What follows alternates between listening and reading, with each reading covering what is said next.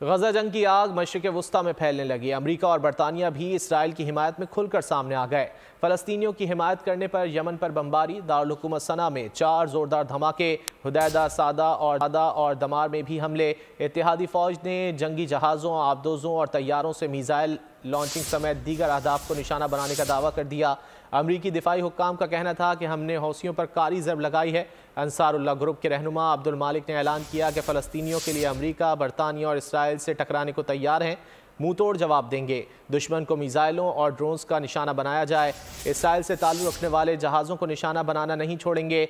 बहरा अहमर, बहरा अरब और बाबुल मंदब में जहाज़ों को निशाना बनाएंगे। बरतानवी वज़ीर आज़म ने रॉयल एयरफोर्स को अमरीका के साथ मिलकर बहरा अहमर में ख़तरा बनने वाले हौसी ग्रुप को निशाना बनाने की हिदायत की थी।